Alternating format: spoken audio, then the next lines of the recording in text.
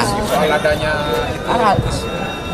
Soal adanya pagar-pagar di Oh, pernyataan Munarman kemarin katanya ada benteng, ada apa segala macam, bahkan mau dijual isunya ke negara Cina segala macam, tentang digunakannya bahasa Mandarin.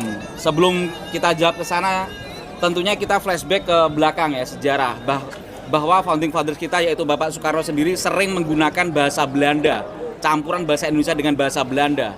Salah satu yang kita sering dengar kata-kata zonder dan lain sebagainya. Apakah dalam rangka itu lalu Pak Karno presiden kita itu mesti anteknya negara Belanda? Kan tidak.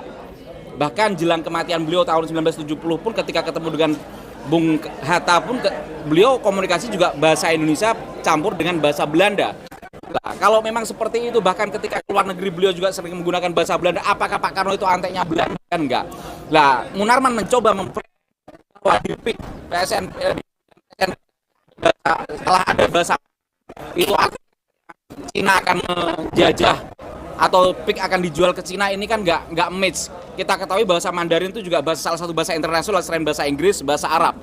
Jadi ada masalah apa bahasa Mandarin kenapa kriminalisasi? Ini menurut kami bentuk daripada kriminalisasi bahasa.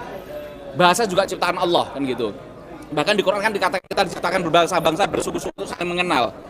Kalau kita ketahui di Indonesia, masyarakat Singkawang di Kalimantan Utara, Barat segala macam sampai sekarang. Begitupun masyarakat Medan, orang Tionghoa yang di Medan, begitupun di Bangka Belitung. Yang bahasa Hokkien ini masih satu rumpun dengan bahasa Mandarin. Lalu apakah mereka yang sudah turun-temurun generasi bergenerasi adalah anteknya atau pionnya negara Cina? Kan tidak. Terlalu picik Munarman mengatakan demikian. Ini kalau kita laporkan ke Dubes Cina, Bang, ini bisa tuntut ini kriminalisasi bahasa Mandarin gitu. Jadi kata Sayyidina Ali, boleh kita beda dalam keragaman, boleh dalam keyakinan, tapi bersatu dalam kemanusiaan. Begitu juga tentang adanya katanya banyak bangunan naga segala macam. Emang kenapa dengan naga? Di Jawa sendiri juga ada budaya kita mengenal apa itu keris bentuknya naga, ada Nogososro, ada Baru Kelinting. Emang kenapa? Ini kebinekaan. Bahkan salah satu presiden kita yaitu Kiai Haji Abdurrahman Wahid itu resmikan ada tarian barongsai segala macam. Emang kenapa dengan naga gitu loh? Gak ada masalah dengan naga. Bahkan kemarin pertemuan di silaturahim para kiai yang ada di Tangerang di Istana Nelayan, dari pihak kami yaitu Tubagus Mogi Nur Fadil juga sudah mengusulkan kalau bisa nanti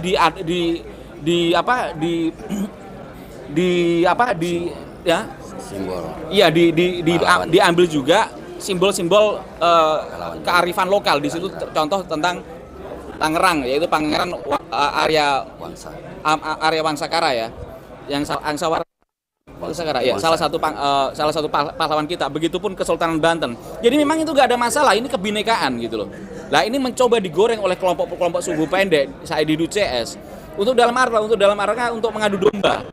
Lah kita dari aktivis yang memahami bahwa ini terjadi bisa membahayakan kedaulatan negara kita, bisa menciptakan ketidakharmonisan antar warga, maka kita bergerak mengcounter pernyataan Munarman saya di CS gitu loh. Jadi nggak ada masalah tentang, nggak ada itu Cinaisasi segala macam. Apalagi di PSN PIK, di PIK segala macam ada patung raksasa Pak Soekarno dan Pak Hatta yang mereka berdua adalah simbol daripada proklamator NKRI kita ini kan itu. Simbol daripada warga negara Indonesia.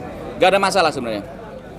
Tapi kemarin Menteri Agama juga menyinggung bahwasanya katanya di PIK juga tidak terdengar suara azan dan lain-lain itu. Enggak, mungkin suaranya diatur, gak seberisik. Saya kemarin dengan beberapa kiai di Komandani Gus Rofiq Mulis juga kemarin kita ke Menara Syariah. Dan Menara Syariah ini ada masjid namanya Masjid Al-Khairiyah atau apa itu, dan itu letaknya di atas bukan di basement. Dan yang meresmikan adalah mantan Ketua Umum MUI Pusat, Kiai Haji Ma'ruf Amin, yang notabene juga mantan Rois Suriah PBNU, yang juga Wapres ke-7 kita. Jadi kalau memang ke MUI sudah mau di Kiai Ma'ruf Amin sebagai tokoh MUI, jadi nggak ada yang terdengar, mungkin ya adanya tidak seperti yang di tempat lain gitu. Saya kira di MUI kemarin di PIK juga ada salah satu, insya Allah akan jadi proyeksi masjid terbesar di Asia, masjid yang bentuknya kayak masjid di Turki. Bahkan proporsi untuk tanah di masjid itu sendiri adalah 4,2 hektar. Sementara tempat-tempat ibadah lain itu cuma 4 sekian hektar di antara masjid yang dapat porsi 4,2 hektar. Saya kira sangat adil lah pengembang dari PIK ini. Begitupun Pak Aguan juga sangat memahami tentang bahkan salah satu jasa beliau adalah ikut membangun dengan Kiai Haji Said Akil Sirot. Begitu. Nama lengkapnya sama posisinya, nama lengkap posisi. Nama Irfan. Oh, saya Irfan Wesi nama panggungnya. Ini Bang Raja dan ini One Back. Dunia lawyer. Gimana? Kita sebagai BKN, Barisan Kesatria Nusantara, kalau saya di Ketua Litbang BKN, Barisan Kesatria Nusantara Pusat. Gus, ada info nggak Gus soal masjid yang tadi itu yang diproyeksikan yang terbesar itu kapan realisasi? Nah, PSNP lagi berjalan, cuman kan lagi diganggu. Makanya ini membahayakan kalau ini sampai proyek PSNP ini dibatalkan, padahal itu sudah lewat Perpres. Dan Perpres itu baru bulan Januari 2024. Ini akan menjadi masalah, berarti kelompok anti pembangunan gitu loh. Siapapun dia orangnya.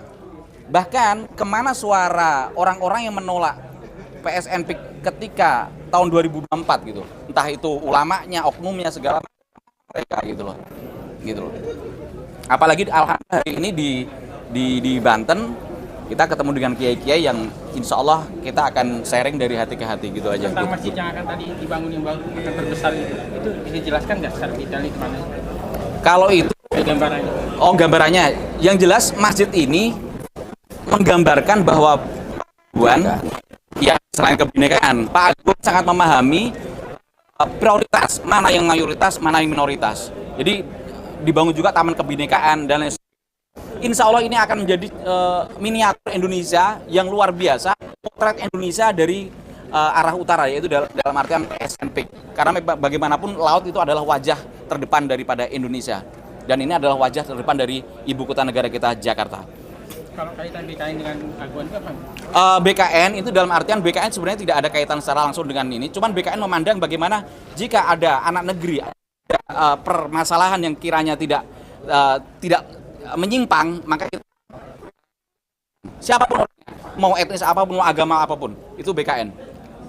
Gus, sebenarnya Gus, banyak masjid yang dirobohkan kan? Oh, tidak ada. Kalau memang ada silahkan, ayo hadirkan data fakta mana? Nggak ada. Yang ada anjuran daripada pengembang PSNP, setiap ada tempat peribadatan lain, contoh ada gereja, itu di dalamnya dianjurkan untuk membangun musola. Dalam rangka apa? Karyawan-karyawan yang muslim di sana bisa untuk beribadah di sekitar gereja itu. Itu mana ada non-muslim yang muslim yang membangun tempat ibadah lain, belum ada. Yang ada sekarang non-muslim membangun tempat musola peribadatan umat Islam. Ini luar biasa. Ini kebijakan daripada pengembang PIK itu. Kemarin ini Gus waktu sholat Jumat memang kalau Jumat tadi itu mereka memang sholatnya di basement di musola, jadi perkantoran. Di saya pantau langsung memang di basement. Harapannya Gus untuk segera terbangunnya masjid ini. Oke, kita ketahui bahwa kawasan PSNP ini kan ada di kawasan bekas daripada adat Kesultanan Banten. Tentunya kalau bisa ya memahami kearifan lokal, dalam hal ini penduduk Banten yang memang sangat identik dengan keagamaan, dalam hal ini agama Islam. Walaupun negara kita adalah Bhinneka Tunggal Ika. Maka itu nanti juga kami BKN salah satunya akan memberi masukan kepada pihak PIK bagaimana tentang peribadatan ini diprioritaskan, bagaimana nanti letak tempat ibadah juga lebih layak lah. Kita juga tidak asal membela, kita juga memberi kritis segala macam pada mereka jika memang ada yang perlu dikritisi, dan mereka welcome kok, nggak anti kritik.